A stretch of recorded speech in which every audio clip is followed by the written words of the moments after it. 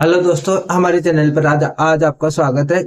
जो भी विद्यार्थी इस चैनल को नए देख रहे हैं और जो देख भी रहे हैं, तो पहले चैनल को सब्सक्राइब कर ले और लाइक करें।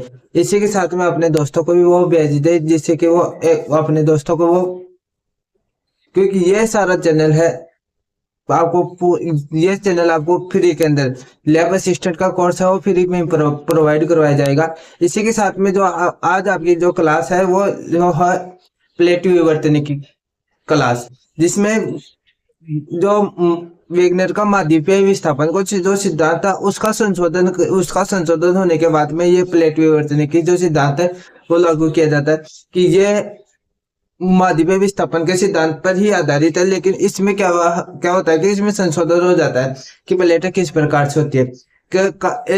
प्लेटों की बात यह होती है कि जैसे प्लेट का मतलब जो है, हम जानते हैं पृथ्वी का वो एक टुकड़ा जिसको जो एक एक एक पृथ्वी का एक छोटा सा टुकड़ा, और वो जो अपनी जगह पर तैर रहा है और तैरते तैरते वह दूसरे स्थान पर पहुंच जाता है, या जिसको दूसरे स्थान अगर वो खिसकता है तो उसके अंदर विस्थापन हो जाता है।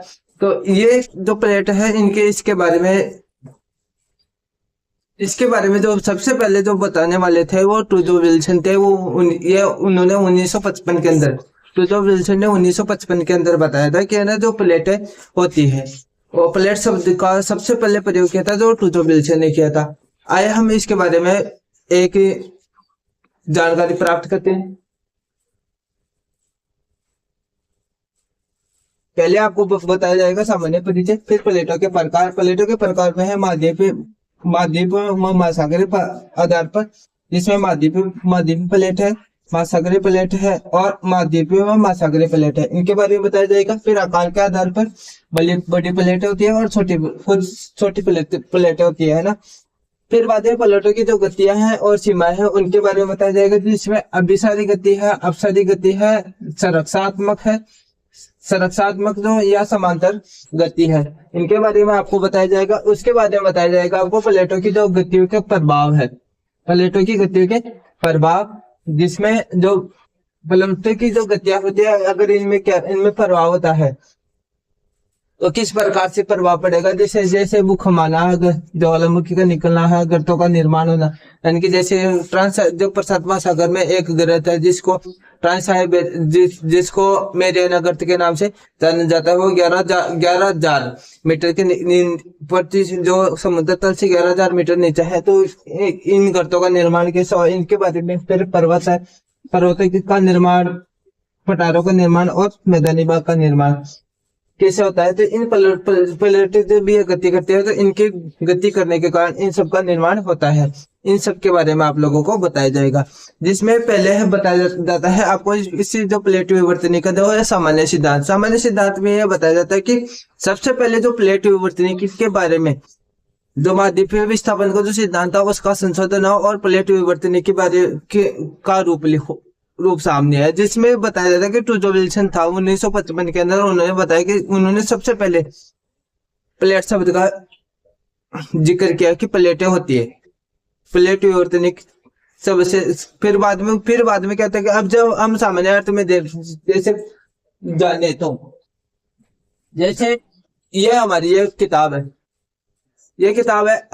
अब ये किताब एक किसी आधार तल पर तैर रही है, ये जिसको हम दुर्बलता मंडल बोल सकते हैं, क्योंकि ये पृथ्वी की जो प्लेटें हैं वो कैसे तैर रही है, वो एक दुर्बलता यानी कि पानी के ऊपर जैसे तैर रही हो दुर्बल पृथ्वी के ऊपर वाला जो परपट्टी भाग है उसके परपट्टी भाग से लेकर 100 किलोमीटर तक एक कठोर भाग है। फिर बाद में दुर्बलता मंडल आ जाता है। दुर्बलता मंडल की ये विषय था कि वो पानी की तरह है, जिसको हम जो ज्वालामुखी से निकल वाला मैग्मा है उससे हम पहचान सकते हैं कि वहां वास्तव में पृथ्वी के नीचे का जो भाग है उसके अंदर यानी कि जो द्रव अवस्था में पदार्थ पाए जाते हैं। तो ये पृथ्वी की जैसे ये एक बुक है, बुक में क्या होता है कि जैसे जैसे ये मूव करेगी, अगर पूर्व दिशा की मुंह करे तो प्लेटें पूर्व दिशा की ओर खिंच सके, और पश्चिमी दिशा की ओर मुंह करे तो प्लेटें पश्चिमी दिशा की ओर खिंच सके। यानी कि एक जो भूपरपट्टी का या भूपृष्ठ का वो भाग जो एक स्थान से दूसरे, जो एक अपना एक छोटा सा भाग तो अपने स्थान से दूसरे स्थान पर मूव करता है, वो प्लेटों का विस्थापन होता है। और यह भाग जो दुर्बलता मंडल के ऊपर तैरा है वह प्लेट है। तो ये प्लेट का चित्र आप भी करते हैं कि जो वो वो परपट्टी का या जो धरातल का वह भाग जो जो पट्टी के ऊपर एक तैरती हुई अवस्था में पाया जाता है, जिसको दुर्बलता मंडल पर जो सीमा का जो निचला भाग है उसके ऊपर तैरता हुआ पाया जाता है, उस वही प्लेट है। यहाँ तक अर्थ समझ में आ गया। इसके बाद में है इनके 1955 के बाद में बहुत सारे जो भूगोलवेता रहे, उन भूगोलवेताओं में सबसे ज्यादा जो महत्वपूर्ण भूमिका निभाने वाले थे वो मॉर्गन थे, हैरिस एस थे और पार्कर थे और मैकेंजी थे। अब जो इन्होंने प्लेटों के बारे में बताया कि जो पृथ्वी की जो प्लेट होती है वो बड़ी प्लेटें तो है 7 और जो छोटी प्लेटें हैं उनकी संख्या 20 है। तो जो बड़ी प्लेटें हैं 7 है, वो 7 प्लेटें कौन कौन सी है? जो बड़े बड़े जो महाद्वीप बोल सकते हैं उनको, वो सारे जो प्लेटें हैं वो 7 है। तो हमारे जो महाद्वीप है उनकी संख्या है 7 है। तो इस प्रकार से इन प्लेटों का जो महाद्वीप जो बड़ी प्लेटें हैं वो तो महाद्वीपों का निर्माण, महाद्वीपों का रूप ले लेते, लेकिन जो छोटी छोटी प्लेटें हैं वो महाद्वीपों के साथ में जुड़ी हुई है, तो किसी प्रकार से एक साथ में लगी हुई है। तो उन्होंने बताया कि जो 20 प्लेटें हैं, इन्होंने जो बताया कि 20 प्लेटें हैं वो छोटी प्लेटें, 20 प्लेटें हैं वो छोटी प्लेटें हैं। इसके बाद में जो एक डायग्राम बनाया गया है, इसमें है जैसे ये भूपर पट्टी है हमारी, भूपर पट्टी से लेकर स्थल मंडल का जो 2 भाग है, तो जहां पर स्थल मंडल का ये वाला भाग है यहाँ तक, यहाँ से लेकर और यहाँ तक का वाला जो भाग है वो स्थल मंडल के अंदर आता है। इसकी जो गहराई है वो 1 से लेकर 100 किलोमीटर तक की होती है। इसके बाद में आ जाता है दुर्बलता मंडल, जिसके ऊपर जो ये प्लेटें है ना तैर रही है, जिसकी जो गहराई है वो 100 किलोमीटर से लेकर 350 किलोमीटर तक है। फिर बाद तो ये सारी जो प्लेटें हैं इस दुर्बलता मंडल पर तैर रही है। तो इन्होंने बताया कि जो जैसे पहले हम प्लेट का नाम लेते हैं 1, तो इस प्लेटों की जो संख्या है वो कितनी हो गई? जैसे 1 है 2 number, B C 3 number, D 4 number और ई 5 नंबर, एफ 6 नंबर और जी 7 नंबर। इस प्रकार से जो बड़ी प्लेटें हैं वो उनकी संख्या, जो बड़ी प्लेटें हैं उनकी संख्या 7 बताई गई है। फिर बाद में आते हैं प्लेटों के प्रकार। प्लेटों के प्रकार में है जो महाद्वीप और महासागरीय प्लेटों के महासागरीय आधार पर, महाद्वीप और महासागर यानी कि जो महाद्वीप है और महासागर है उनके आधार पर जो प्लेटें हैं वो कैसी है, उनके आधार पर जो महाद्वीप है जो प्लेटें हैं, यानी कि जो एक महाद्वीप है, एक जो बड़ा जैसे एशिया महाद्वीप है, यूरोप महाद्वीप है, अफ्रीका महाद्वीप है, ऑस्ट्रेलिया महाद्वीप है, उत्तरी अमेरिका, दक्षिणी अमेरिका, जो महाद्वीपों के पास में जो महाद्वीप है अपने आप में एक बड़ा भूभाग, तो धरातलीय भूभाग जो बड़ा आकार ले रखा है, उसके अंदर बीच में कोई किसी प्रकार की कोई दरारें नहीं है या कोई किसी प्रकार का क्रैक नहीं है, तो वो एक प्लेट का रूप कार्य करता है। तो वो भाग है महाद्वीप प्लेट के नाम से जाने लगा। और इसी प्रकार से जो दूसरा है महासागरीय प्लेट। महासागरीय प्लेट में क्या होता है कि जो एक महासागर का बड़ा भाग जिसके बीच में ना कोई धरातल निक्षेप नहीं करा, यानी कि धरातल अपनी भूमिका नहीं निभा रहा, तो वो जितना वो महासागर है वो महासागरीय प्लेट है। जैसे अटलांटिक महासागर वाला जो प्लेट है वो एक प्रशांत महासागरीय प्लेट है वो, तो ये कि बोल सकते हैं हिंद महासागरीय प्लेट है, इंडो ऑस्ट्रेलियल जो प्लेट है वो, तो ये अपनी वो महत्वपूर्ण भूमिका निभाते हैं। इसके बाद में है जो महासागर और महाद्वीप और महासागरीय प्लेट, यानी कि ऐसी प्लेट है जो महाद्वीपों के साथ साथ महासागरों को भी अपना इन्वॉल्व करके रखती है। ऐसी प्लेटें जो महासागरों के साथ में महाद्वीपों को इन्वॉल्व करके रखती है, तो इस प्रकार की जो प्लेटें हैं वो महाद्वीप महासागरीय प्लेटों के नाम से जानी जाती है। फिर बाद में आता है आकार के आधार पर बड़ी प्लेटों की जो संख्या है वो है 7, जो इस प्रकार से होगी। तो छोटी प्लेटों की जो संख्या है वो आपको एक बार ये छोटी प्लेटों के बारे में अब आपको बताया जाएगा, जिनमें इन जो बड़ी प्लेटें हैं, इन प्लेटों के पास में जो छोटे छोटे जो दरारनुमा भाग है या जो ब्रंश पैदा हो रखे, तो वो किसी न किसी प्रकार से छोटी प्लेट का अपना जो अपनी छोटी प्लेट के रूप में अपनी महत्वपूर्ण भूमिका निभा रहे हैं। जो जिसमें है जैसे उत्तरी अमेरिका है जुआंडा जुआंडा है, दक्षिण अमेरिका में है नागदा है, और बहुत सारे और केकोस है, और बहुत सारी जो प्लेटें हैं उनके बारे में आप लोगों को से जिक्र किया जाएगा। एक बार ये पूरा का पूरा उतार लो, फिर मैं बताता हूँ। अच्छा, तो विद्यार्थी जो महाद्वीपीय प्लेटें हैं उनके बारे में मैं बता रहा था आपको। कहते हैं जो महाद्वीपीय प्लेटें हैं जो वो 7 बड़ी प्लेटों के रूप में उनको माना जाता है, जिसमें जो प्रथम जो एशियाई जो प्लेट है, यूरेशियाई प्लेट है, उसको प्रथम है क्योंकि ये सबसे बड़ी प्लेट है कि आधा भाग तो ये यहाँ पर है और आधा भाग यहाँ पर है, तो ये एशियाई प्लेट है, ये सबसे बड़ी है, जिसको हम 1 नंबर दे देते हैं। दूसरी है जो अफ्रीका महाद्वीप की जो प्लेट है वो दूसरे नंबर पर है, 2 प्लेट हो गई। इसी के साथ में जो तीसरी प्लेट है वो उत्तरी अमेरिका महाद्वीप है, ये तीसरी प्लेट हो गई। और ये चौथी प्लेट है दक्षिणी अमेरिका महाद्वीप।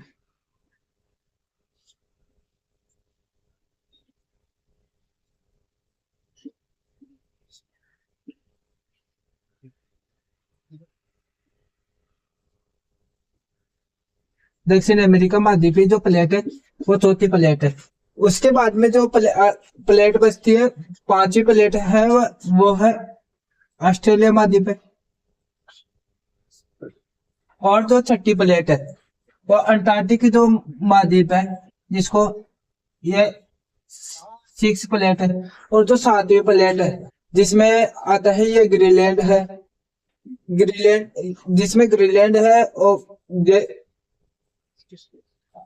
इसमें ये वाला जो ग्रीनलैंड वाला जो क्षेत्र है, एक तो ये भी जो प्लेटों के अंदर जो बड़ी प्लेटों के अंदर ये वाला जो क्षेत्र आता है, और एक आता है जो भारतीय जो इंडियन प्लेट है वो आता है। तो ये दोनों जो प्लेट है वो 7वें नंबर पर आते हैं। इस प्रकार से जो पूरा वर्ल्ड है वो 7 प्लेटों के अंदर विभाजित किया गया है।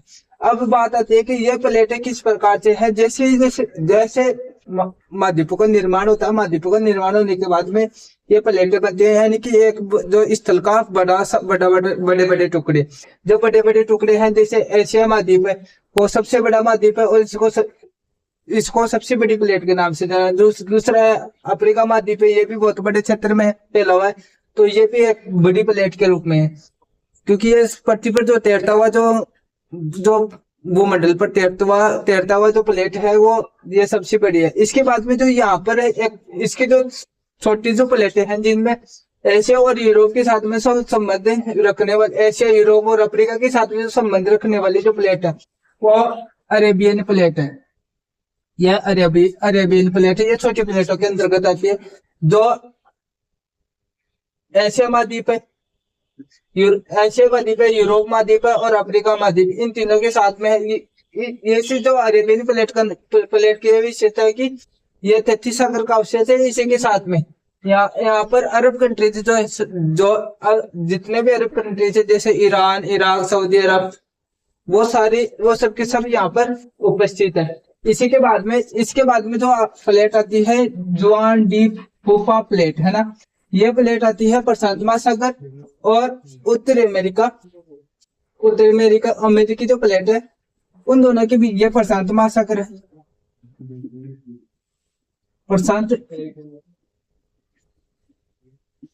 प्रशांत महासागर, ये प्रशांत महासागर है, और इन प्रशांत महासागर और उत्तरी अमेरिका जो महाद्वीप है, इन दोनों के बीच में है ये वाली जो प्लेट है, इसको जुआन, ये छोटी प्लेट है जिसको जुआन डी फूफा प्लेट के नाम से जाना जाता है। इसके बाद में यहाँ पर एक जो ब्रंश पाया जाता है उत्तरी अमेरिका के अंदर, जो ब्रंश पाया जाता है सेंट एंड्रियाज ब्रंश, ये यहाँ पर है सेंट एंड्रियाज ब्रंश। जो इसमें की इसकी विशेषता है कि ये अचानक जहाँ से जो ये वाले जो क्षेत्र है यहाँ पर ये ब्रंश है, ये यानी कि पृथ्वी है, ये जो धरती है वो अचानक फटी हुई है और एक बड़ी सी दरार देखने को मिलती है। इसके बाद में यहाँ पर आता है एक प्लेट यहाँ पर है उपस्थित है, ये प्लेट, इसको कोकोस प्लेट के नाम से जाना जाता है। यह कोकोस प्लेट है उत्तरी अमेरिका, दक्षिण अमेरिका के इन दोनों के साथ में लगी हुई है। इसी के साथ में यह प्रशांत महासागर है, इनसे जुड़ी हुई है। तो इस प्रकार से ये कोकोस प्लेट भी है। इसी के बाद में तो नाजका जो प्लेट है, नाजका जो प्लेट है तो दक्षिण अमेरिका के पश्चिमी भाग में पाई जाती है और प्रशांत महासागर के पूर्वी भाग, यानी कि ये यहाँ पर उपस्थित है। इसको नाजका प्लेट के नाम से जाना जाता है, यानी कि ये वाला जो क्षेत्र है इसको नाजका प्लेट के नाम से जाना जाता है। इसी के साथ में ये तो प्रशांत महासागर में इसके बाद में एक छोटी प्लेट है, ये यहाँ पर एक और है फिलीपीन प्लेट। ये फिलीपीन प्लेट का जो आकार है वो ये इस क्षेत्र में फैले हुए, यानी कि जो फिलीपींस देश है उनके साथ में, और यहाँ पर जावा, सुमात्रा, ये वाली जो कंट्रीज है, ये मलेशिया, इंडोनेशिया, ये यहाँ पर उपस्थित है। इसी के साथ में ये फिलीपीन प्लेट है वो प्रशांत महासागर है, उसके जो पश्चिमी भाग में देखने को मिलती है। उसके बाद में जो है ये ऑस्ट्रेलियन प्लेट है। ऑस्ट्रेलियन प्लेट की ये विशेषता है कि ये प्रशांत महासागर है इसके पश्चिमी भाग में, और हिंद महासागर है इसके प्रशांत महासागर है उसके तो पश्चिमी भाग में। क्योंकि ये प्रशांत महासागर फैला हुआ है, एक बार मैं बता देता कि प्रशांत महासागर कितनी दूर में फैला हुआ है।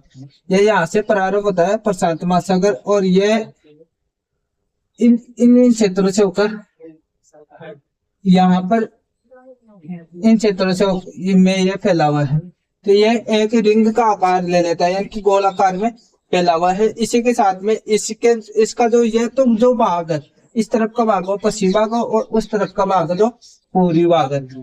इसके बाद में ये ऑस्ट्रेलियन प्लेट आ जाती है, और ऑस्ट्रेलियन प्लेट के साथ में ये जिसको इंडियन प्लेट बोलते हैं, ये दोनों जो प्लेट है यहाँ से लेकर इस प्लेट का तो जो भाग बनता है वो इंडो ऑस्ट्रेलियन प्लेट के नाम से भी जाना जा सकता है। तो इस प्रकार से ये जो प्लेटें हैं ये यहाँ पर इंडियन प्लेट है।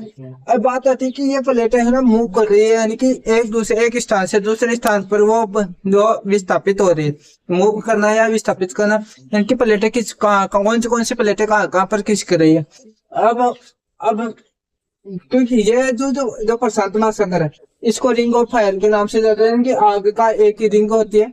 तो आग की रिंग इसलिए कहा जाता है कि यहाँ पर बहुत सारे जो भूकंप आने वाले जो क्षेत्र है वो भी सबसे ज्यादा देखने को मिलते हैं। इसी के साथ में जो सबसे ज्यादा ज्वालामुखी यहाँ देखने को मिलती है वो प्रशांत महासागर है, वहां पर सबसे ज्यादा ज्वालामुखी देखने को मिलती है। इसी के साथ में यहाँ पर सबसे ज्यादा ज्वालामुखी, सबसे ज्यादा भूकंप और बहुत सारे ज्वालामुखी है, जैसे फिलीपींस देश है और बहुत सारे जो देश हैं जिनमें हजारों प्रकार की ज्वालामुखियां देखने को मिलती है।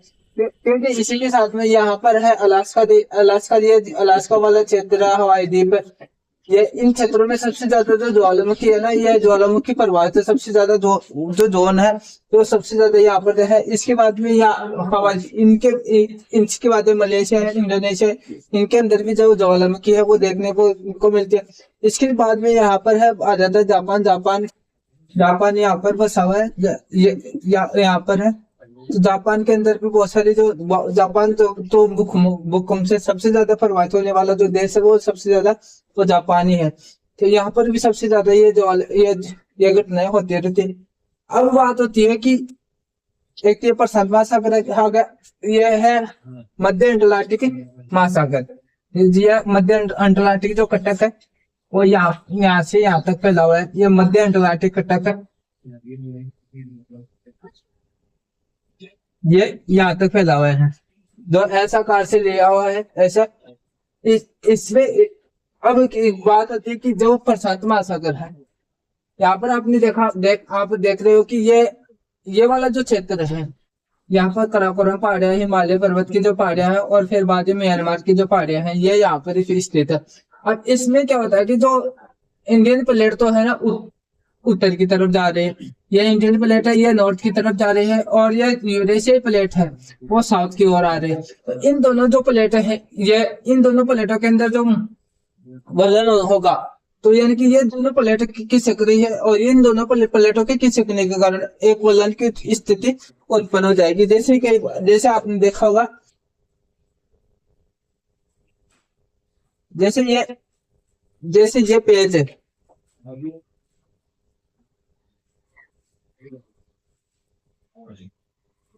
ये किताब का पेज है, और पेज तो दोनों तरफ से प्रभाव पड़ा, तो ये इनके अंदर एक वलन पैदा हो गया, यानी कि ये इस प्रकार से इसके अंदर इस प्रकार से वलन पैदा हो जाता है, यानी कि ये गोल हो जाता है ना। तो इस प्रकार से जो वलन है, तो वलन क्या होगा, ये पहले कम स्तर पर धीरे धीरे प्रभाव पड़ेगा, तो ये क्या होगा, जैसे जैसे प्रभाव पड़ेगा उसी के अकॉर्डिंग ये ऊपर की तरफ होता जाएगा। तो यानी कि वर्तमान में देखा जा रहा है कि जो हिमालय पर्वत है इसकी ऊंचाई बढ़ रही है, हिमालय पर्वत है उसकी धीरे धीरे, यानी कि वो एक साल में 25 सेंटीमीटर या 50 सेंटीमीटर हर प्रतिवर्ष बढ़ रहा है। वो इसी की वजह से बढ़ रहा है कि इंडियन प्लेट है, इंडो ऑस्ट्रेलियन प्लेट भी बोल सकते हैं इनको, ये उत्तर की ओर खिसक रही है, और यूरेशियाई जो प्लेट है वो दक्षिण की ओर खिसक रही है। इनकी वजह से ये दोनों आपस में खिसकने की वजह से है ना, इनके अंदर जो वलन उत्पन्न हो रहा है, यानी कि वो ये एक दूसरे के ऊपर जो चढ़ रही है, और चढ़ने की जो स्थिति उत्पन्न हो रही है, तो इसके कारण वो जो पहाड़ी क्षेत्र है या जो उसको हम हिमालय पर्वत बोलते हैं, उसकी ऊंचाई है वो बढ़ रही है। तो तभी तो कहा जाता है कि जो माउंटेन एवरेस्ट की है ना, वो जो ऊंचाई है लगातार वो धीरे धीरे बढ़ रही है। इसके बाद में आता है, इसके बाद में देखने को मिलता है कि जो अंटार्कटिक जो इंडो ऑस्ट्रेलियन प्लेट है वो उत्तर की ओर मुंह कर रही है। ये वाले देखो, ये यहाँ पर यहाँ से यानी कि उत्तर की ओर ऊपर जा रही है। तो ये ऑस्ट्रेलियन जो प्लेट है, ऑस्ट्रेलियन जो प्लेट है वो उत्तर की ओर मुंह कर रही है। और इसी के बाद में जो देखा जाता है कि ये वाला जो क्षेत्र है, यहाँ पर भी ये जो प्लेट है वो उत्तर की ओर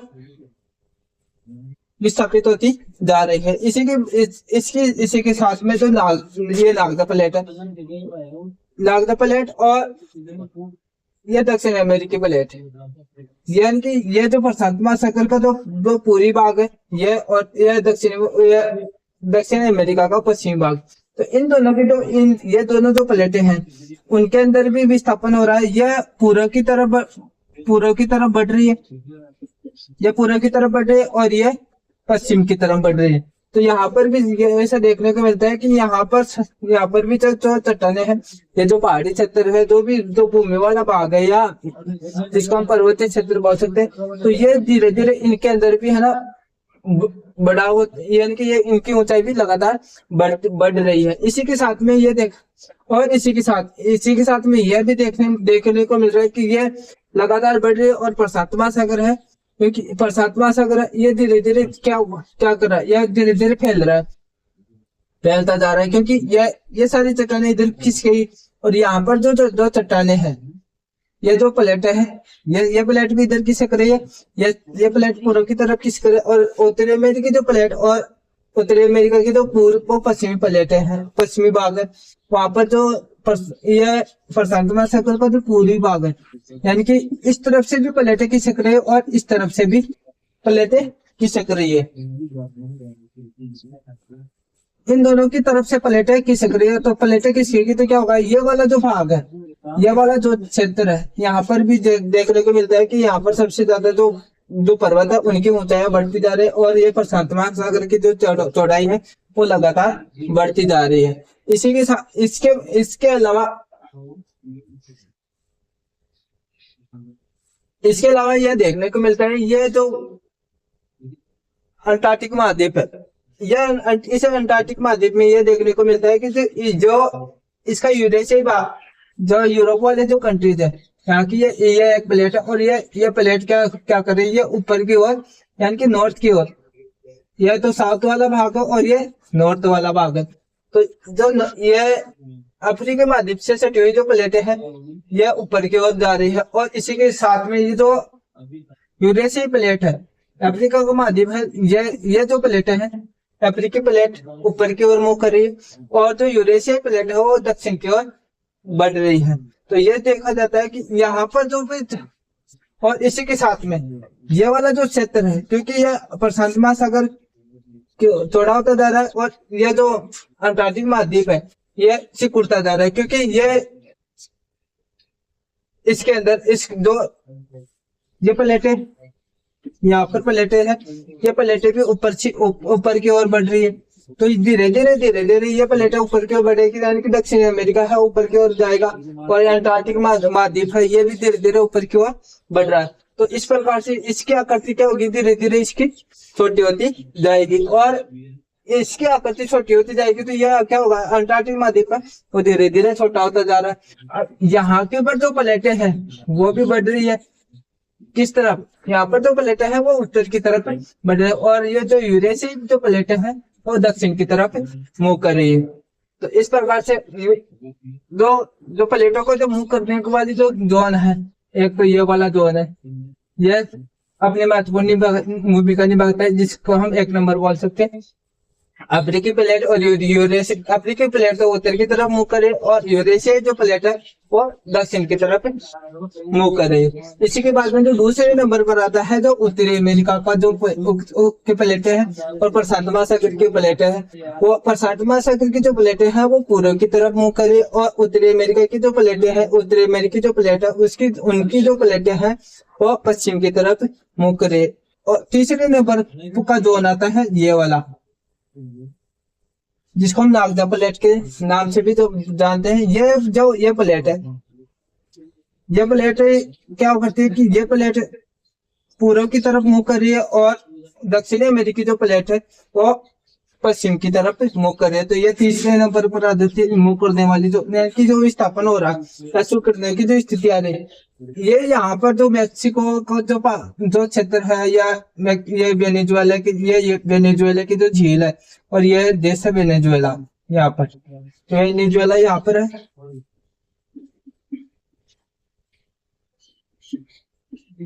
वेनेजुएला यहाँ पर है, और इसकी ये कैरिबियन प्लेट है ये यहाँ पर स्थित है। इसके बाद में ये तीसरे नंबर पर हो गई मूव करने वाली। इसके बाद में चौथे नंबर पर है ये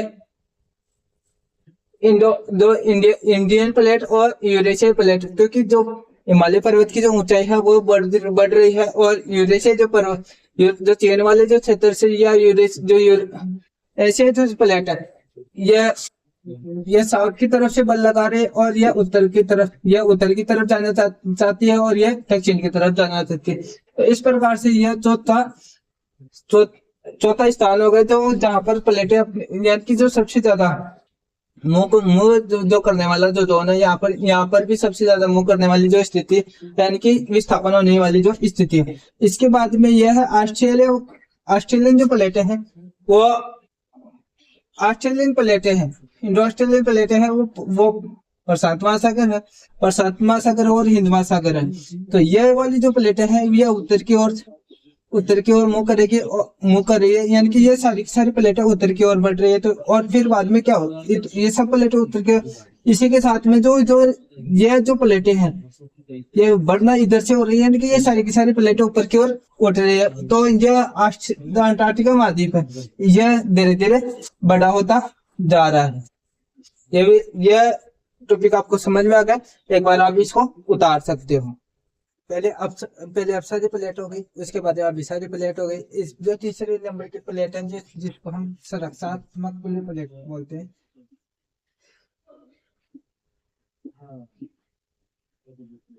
संरक्षात्मक गति भी बोल सकते हैं, या इसको समानांतर प्लेट भी कहा जाता है।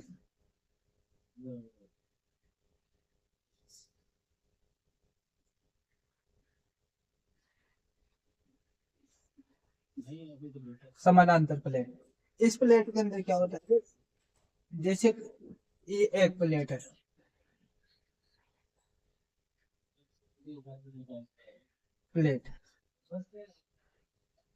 ये एक प्लेट इस तरफ गति कर रही है और इसी के साथ में दूसरी प्लेट है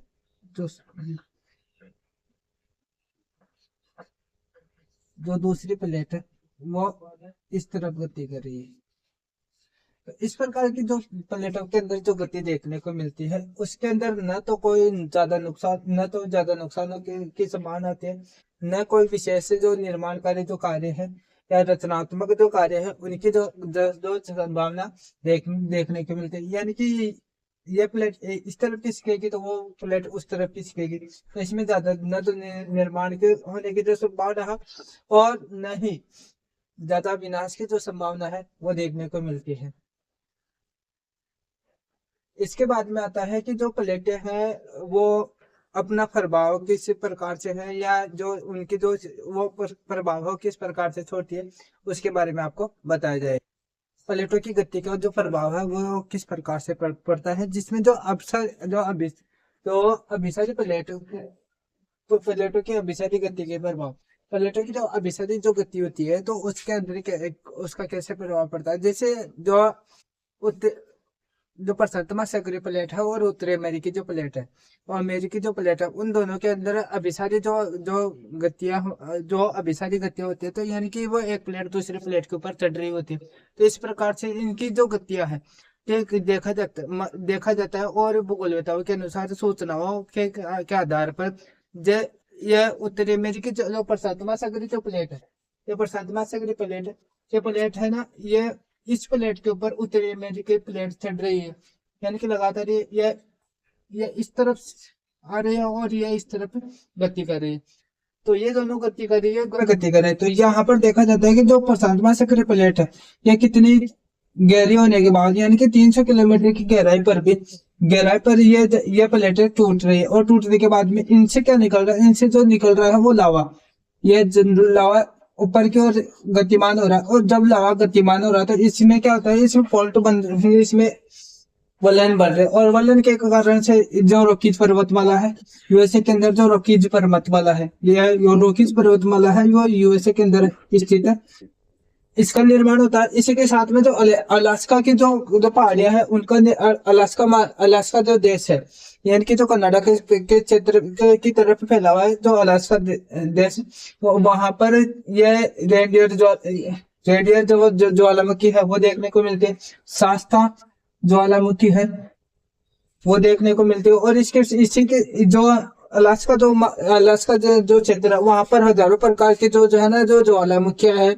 और भूकंप से पूर्ण रूप से प्रभावित क्षेत्र है वो देख रहे हैं, क्योंकि यहाँ से जो लावा है वो लगातार बाहर निकल रहा है। तो ये लावा बाहर निकलेगा तो क्या होगा, जो ये लावा बाहर निकलेगा तो क्या ज्वालामुखियों का विकास होगा। जब ये इन ज्वालामुखियों के विकास के कारण जो यूएसए के अंदर ये कोलोराडो जो पठार है ये भी है ना यूएसए के अंदर ही स्थित है, इसके जो यूएसए के अंदर एक कोलोराडो पठार का निर्माण हुआ है। और इसी के साथ में जो यूएसए के अंदर जो बहुत बड़ा जो मैदानी भाग है,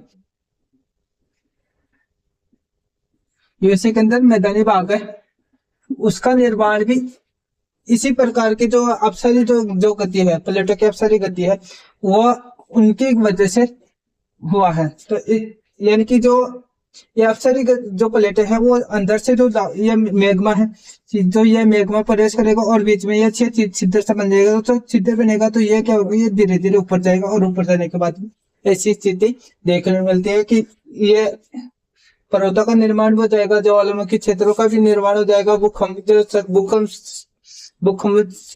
जो सबसे ज्यादा जो भूकंपीय क्षेत्र है यानी कि जो भूकंपीय जो क्षेत्र है यानी कि जो भूकंप से प्रभावित जोन है वो अलास्का की पहाड़ियां है, जैसे हवाई द्वीप है, ये सारा इस प्रकार की चट्टानों के कारण इस प्रकार की जो प्लेटें हैं वो एक प्लेट दूसरी प्लेट के ऊपर चढ़ जाएगी। यानी कि अभिसारी जो प्लेटें हैं उनकी गति के कारण ऐसे देखने को मिलता है। तो ऐसी स्थिति यूएसए के अंदर यूएसए का जो पश्चिमी भाग है वहां पर ये जो रॉकीज पर्वतमाला है उसके इर्द गिर्द और इसी के साथ में जो अलास्का पर्वत श्रेणियां है, अलास्का की जो पहाड़ियां हैं और अलास्का के अंदर जो अलास्का के अंदर तो जो हजारों प्रकार के जो ज्वालामुखी वाले जो क्षेत्र है वहां पर हर 2-3 मिनट में एक ज्वालामुखी का विस्फोट होता है। तो ये क्योंकि ये इस प्रकार की जो गतिमान ये लावा बाहर धीरे धीरे बाहर निकलता रहेगा तो ज्वालामुखी अपने आप निकले। और इस यहाँ पर सबसे ज्यादा क्या होगा, जब ज्वालामुखी निकलेगी तो लावा निकलेगा, चट्टानों में चटकन उत्पन्न होगा और चट्टाने ऊपर नीचे खिसकेगी। तो इस भूकंप की भी ज्यादा संभावना देखने को मिलती है। एक बार ये डायग्राम उतार लो आप। उसका जो प्रभाव उसके बारे में हमने जो पहले अभिसारी के बारे में पढ़ दिया था, अब अपसारी है। अपसारी जो प्लेटों की अपसारी गति है उसका प्रभाव यह उत्तरी अमेरिका, उत्तरी व दक्षिणी अमेरिका तथा अफ्रीकन यूरेशियन प्लेटों की अपसारी गति के कारण अटलांटिक महासागर के ठीक मध्य में आइसलैंड द्वीप से बुहेव द्वीप तक समुद्र के भीतर एक पर्वत नुमा संरचना का निर्माण करती है निर्माण हुआ, जिससे यह मध्य अटलांटिक कहा गया। यानी कि जो मध्य इन जो अपसारी जो प्लेटें हैं इनके कारण एक मध्य अटलांटिका जो कटक है उसका निर्माण हुआ। यह विश्व के 8% भूकंप और ज्वालामुखी यहाँ पर आते हैं। यानी कि जो विश्व के 8% जो भूकंप और ज्वालामुखी है वो मध्य अटलांटिक कटक के अंदर देखने को मिलती है। जलीय भाग नीचे होने के कारण यहाँ ज्वालामुखी का प्रभाव नहीं हुआ। फिर भी इस कट के भाग पर अनेक छोटे छोटे जो द्वीप है उनका निर्माण हुआ, जिनमें अजोरस है, कनारी द्वीप है, अंशुसिया द्वीप है, सेंट हेलेना द्वीप है, त्रिस्तान कुना द्वीप है। इस प्रकार से इन द्वीपों का निर्माण हुआ। यानी कि अजोरस द्वीप है, कनारी द्वीप है, अंशुसियन द्वीप है, सेंट हेलेना द्वीप है और त्रिस्तान द्वीप है। त्रिस्तान द कुन्ना इन द्वीपों का निर्माण होता है कि जो उत्तरी अमेरिका और दक्षिण अमेरिका, इसके साथ में यूरेशियन जो प्लेट है और अफ्रीकन प्लेट है, इन दोनों प्लेटों के अंदर जो अपसारी जो होता है, यानी कि ये प्लेटें एक दूसरे कुछ प्लेटें तो अफ्रीका और यूरोप की तरफ खिसक रहे और कुछ प्लेटें प्रशांत महासागर, कुछ प्लेटें हैं उत्तरी में जो उत्तरी अमेरिका और दक्षिण अमेरिका के जो पूर्वी भाग की तरफ खिसक रहे। यानी कि ये दोनों ये अटलांटिक महासागर है, तो ये दोनों आपस में खिसक रहे। तो इनके कारण क्या होता है कि ये एक दूसरे की तरफ खिसक रहे। तो खिसकने की वजह से क्या होता है कि इनमें जो ज्यादातर क्षेत्र में ज्वालामुखी नहीं उत्पन्न हो रही, क्योंकि जो खिसकने के बाद में क्या होगा, जो क्षेत्र है वो क्या होगा, वो जो नीचे वाला भाग है वो वो थोड़ा होता जाएगा और इसके कारण जल की जो गहराई है वो ज्यादा हो जाएगी। और जब जल की गहराई होगी वो तो क्या होगा, जो उसमें जो उसके जो कुछ है जो उसके अंदर जो लावा है जो निकलने वाला जो भाग है, क्योंकि वो जो गैप है वो तो कवर होगा। तो इसके कारण बहुत सारे जो द्वीप है, छोटे बड़े द्वीप है, उनका निर्माण होता है। तो इन द्वीपों में है अजोरस जो द्वीप है, कनारी द्वीप है, अंशुसियन द्वीप है, सेंट हेलेना द्वीप है, त्रिस्तान दा कुना द्वीप है, इनका निर्माण होता है। इसके बाद में जो अगली प्लेट चलती है प्लेटों की समानांतर गति के कारण, यानी कि ऐसी गति जो किसी न किसी के ऊपर भी कोई प्रभाव नहीं छोड़ रही है, जिसमें मध्य अमेरिका के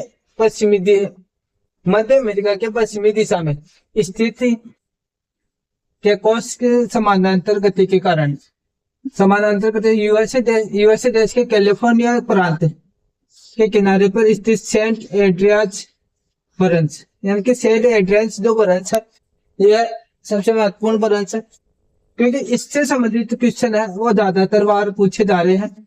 तो यह इसको आप लोग वेरी मोस्ट लगा देना। और इससे संबंधित 2-3 बार क्वेश्चन भी पूछे लिए गए हैं। सेंट एड्रियाज बरंस कौन सी प्लेट से संबंध रखता है, ये उत्तरी अमेरिकन प्लेट से संबंध रखता है। सेंट एड्रियाज बरंस कहाँ पर स्थित है, ये कैलिफोर्निया में स्थित है। ये कौन सी जो छोटी प्लेट है उससे संबंध रखती है, कौन सी प्लेट है उससे संबंध रखता है। तो इस प्रकार से बहुत सारे क्वेश्चन आपसे पूछे जा सकते हैं और आए भी है। तो इस प्लेट के बारे में आप लोग विशेष ध्यान रखना। तो इस प्रकार से इन प्लेटों का जैसे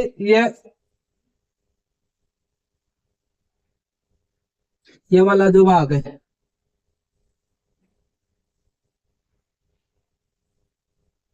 तो यहाँ पर है ये जो, यहाँ पर इसके मध्य अमेरिका और ये वाला जो क्षेत्र है, यहाँ पर है केकोस प्लेट, यहाँ पर है, और ये मुंह कर रही है, और ये भी, तो ये इस तरफ मुंह करे, और यहाँ पर जो है कैलिफोर्निया,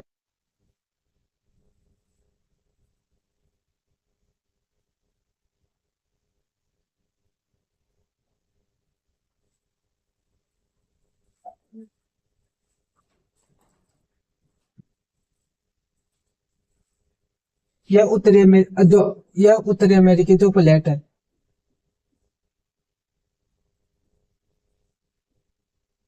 ये उत्तरी अमेरिकन प्लेट है। इस प्लेट में इस ये छोटी, इस प्लेट के पास में छोटी प्लेट है जो उत्तरी अमेरिकन प्लेट के पश्चिमी भाग में स्थित है। ये कोकोस, जिसको ये मध्य अमेरिकन, ये बीच में आ गया तो मध्य अमेरिकन प्लेट के नाम से जाने लगी। ये कोकोस जो प्लेट है, ये कोकोस प्लेट और मध्य अमेरिकन प्लेट, इन दोनों के बीच में यह सैन एंड्रियास ब्रश स्थित है। इसके साथ में जो इसी के, क्योंकि इस ज्यादातर बात, और ये कहाँ पर स्थित है, ये कैलिफोर्निया के अंदर स्थित है। ये जो प्रांत स्थित है, वो ये ब्रश स्थित है। ये कैलिफोर्निया जो देश है, वैसे देश के जो कैलिफोर्निया प्रांत है, वहां पर ये यहाँ का जो प्रांत है वो कैलिफोर्निया है।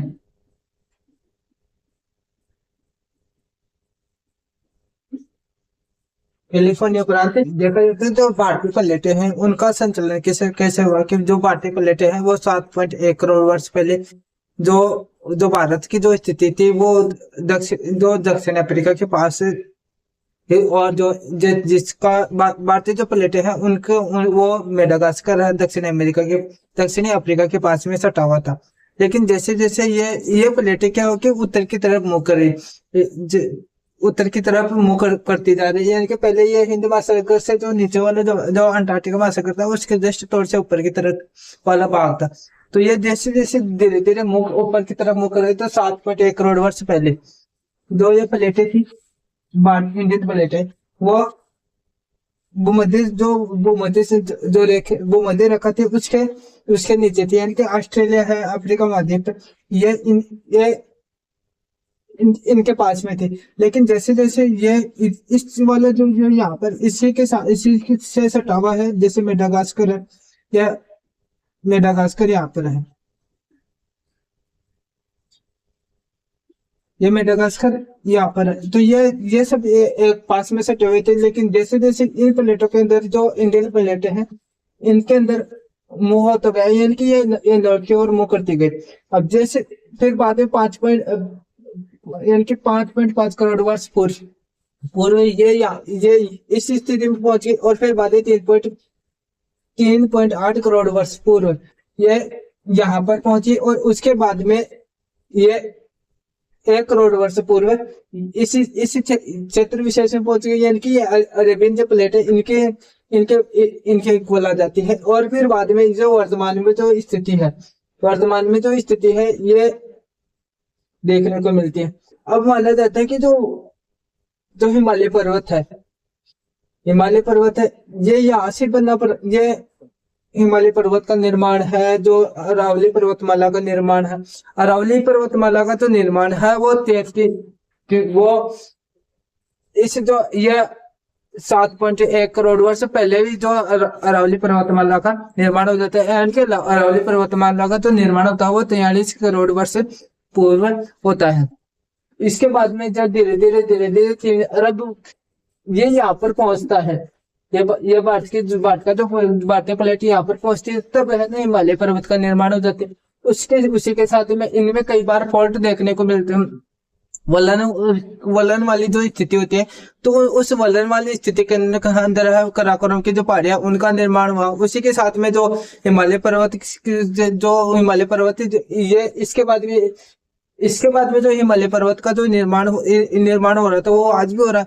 तो उसमें में कई बार ऐसा होता है कि उसमें जो वलन वाली स्थिति, अगर तीव्र दबाव वाली स्थिति हो जाए तो कुछ एक जो जैसे माउंट एवरेस्ट है, माउंट एवरेस्ट ऐसा तो नहीं कि अचानक एक साथ बढ़ गए, उसकी ऊंचाई वो बार बार वलन उस तो जो प्लेट है, इंडियन प्लेट है, उसके अंदर बार बार वलन होने के कारण उस वो एक क्षेत्र ऐसा है जहाँ पर सबसे ज्यादा ऊंचाई या उसके अंदर सबसे ज्यादा वलन देखने को मिलती है। यानी कि भूकंप की जो सबसे ज्यादा जो संभावना होती है, तो भूकंप आने की जो संभावना होती है, तो ये वाला जो क्षेत्र है, हिमालय पर्वत वाला जो क्षेत्र है, यहाँ पर सबसे ज्यादा जो भूकंप आने की संभावना देखने को मिलती है। हिमालय पर्वत वाला जो क्षेत्र है वहां पर सबसे ज्यादा भूकंप आने की संभावना। तो क्यों, आखिर ऐसा क्या कारण है? ये वाला इसी कारण है क्योंकि इन प्लेटों के अंदर जो वर्तमान में जो गति है वो सबसे ज्यादा देखने को मिल रही है, जिसके कारण जो माउंट एवरेस्ट की है ऊंचाई है वो भी बढ़े, और इसी के साथ में छोटे छोटे जो उसके साथ में जो पर्वत, अन्य जो पर्वत श्रेणियां है या अन्य जो छोटे बड़े पर्वत है उनकी भी ऊंचाई धीरे धीरे बढ़े। वो सब किसके कारण है? वो आंतरिक वलन के कारण उत्पन्न हो रही कि ये चट्टान ये प्लेटें एक स्थान से दूसरे, यानी कि ये सारी प्लेटें उत्तर की तरफ मुंह करे, जबकि यूरेशिया जो प्लेट है वो दक्षिण की तरफ मुंह करे। तो इन ये दोनों प्लेटें अब क्या होगा, इनके अंदर तो बिछाव उत्पन्न होगा, तो बिछाव उत्पन्न होगा तो ये क्या होगी, धीरे धीरे ऊपर की ओर वलन के, यानी कि फॉल्ट, जैसे ये एक प्लेट इधर से आ रही है, एक प्लेट इधर से आ रही है, तो क्या होगा, इनके अंदर फॉल्ट होने की जो संभावना होता है। तो इस प्रकार से इन पर्वतों की जो ऊंचाई है, ये पर्वतों की जो ऊंचाई है, ये भाग ऊंचे होते चले जाएंगे। तो एक समय ऐसा आएगा कि ये माउंट एवरेस्ट बहुत ऊंचा, जो आज भी पूरे वर्ल्ड के अंदर ये सबसे ऊंचा है, लेकिन वो एक समय ऐसा हो रहेगा तो फिर बहुत ज्यादा ऊंचा हो जाएगा, और इसकी जो ऊंचाई है वो 50 सेंटीमीटर प्रति वर्ष से बढ़ने की जो पूरी वो जो संभावना है वो बढ़ रही है। इसी के साथ में जो ग्रीनलैंड है वो 20 सेंटीमीटर प्रति वर्ष है। सबसे ज्यादा जो खिसकने वाली जो प्लेट है वो ग्रीनलैंड वाले जो क्षेत्र है वो 20 सेंटीमीटर पर 20 ग्रीनलैंड है वो, जैसे ग्रीनलैंड ये 20 सेंटीमीटर प्रतिवर्ष यानी कि ऊपर की ओर मुख कर रहा है, यानी कि उत्तर दिशा की ओर जा रहा है। इसी के साथ में जो यूरेशिया जो प्लेट है वो 2 से 3 सेंटीमीटर, वो 2 से 3 सेंटीमीटर उत्तर की तरफ मुख कर रही है, यानी कि ये वाले जो यूरेशिया प्लेट है 2 से 3 सेंटीमीटर उत्तर की तरफ मुंह करे। इस प्रकार से ये जो इन प्लेटों के अंदर जो खिसकाव हो रहा है वो लगातार हो रहा है, क्योंकि ये कई जगह पर तो ऐसा होता है कि ज्यादा खिसकाव होने के कारण वो ज्वालामुखी भूकंप ये देखने को मिलते हैं। और तभी तो जो प्रशांत महासागर है वहां पर सबसे ज्यादा ज्वालामुखियां है, सबसे ज्यादा भूकंपीय क्षेत्र है वो देखने को मिलते हैं। और वो उसके जो इर्द गिर्द जितना भी क्षेत्र है प्रशांत महासागर के जो एक रिंग का फायर ऑफ रिंग के नाम से भी जाना जाता है, वो इसीलिए जाना जाता है कि वहां पर सबसे ज्यादा ज्वालामुखियां देखने को मिलते हैं। इस वीडियो को जो भी विद्यार्थी देखने वाले हैं वो चैनल को सब्सक्राइब करें, लाइक करें और अपने दोस्तों को शेयर करें। यह कोर्स आपको पूरा का पूरा फ्री में प्रोवाइड करवाया जाएगा लैब असिस्टेंट का। और अगर कोई विद्यार्थी इस फर्स्ट ग्रेड की भी तैयारी कर रहा है तो इस वीडियो को जरूर देखें, और उन लोगों के पास में जो फर्स्ट ग्रेड की तैयारी कर रहे हैं, सेकंड ग्रेड की तैयारी कर रहे हैं और जो ज्योग्राफी से तैयारी कर रहे हैं, तो उनके पास ये वीडियो भी आप लोग शेयर कर देना, जिससे कि उनको है ना कुछ थोड़ी बहुत मदद मिल जाएगी। और जो पर्टिकुलर जो फैक्ट वाइज जो क्वेश्चन बताया जाएगा आपको मैटर, वो सारा का सारा एग्जाम में आने के दृष्टिकोण से ही बताया जाएगा। थैंक यू, धन्यवाद, जय हिंद।